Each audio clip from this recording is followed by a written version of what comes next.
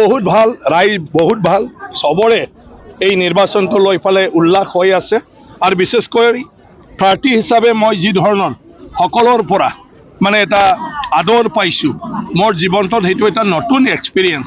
মই বহুতবাৰ ইলেকশন খেলিছো, কিন্তু তেনেকুৱা ধৰণৰ যিটো মানে মৰম আদৰ আৰু যিটো উৎসাহ পাইছো মই কেতিয়াও পোৱা নাছিলো। আৰু বাগানপাৰা বেছিতকৈ বেছি গৰম।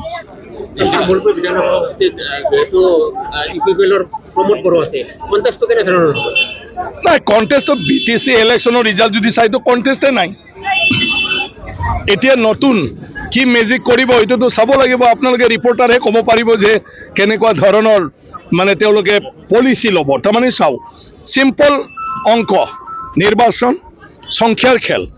এতিয়া BJP, BPF আৰু আমাৰ যিটো AGP তিনিটা মিলি ফালে এই সংখ্যাটো মোৰ দেন টোটেল ভোটাৰৰ আমাৰ 50% হৈ আছে, মোৰ দেন 50%। বাকী যি 50% বা 45% আছে এইটো বিভিন্ন পাৰ্টিত ডিভাইড হৈ যাব।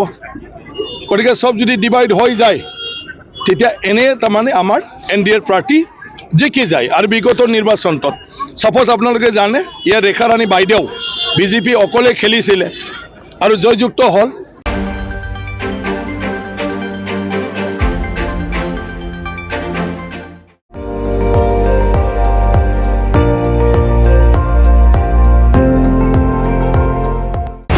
আপুনি চাই আছে ND24, সৰ্বশ্ৰেষ্ঠ নহয় সৰ্বোত্তমৰ দৌৰ।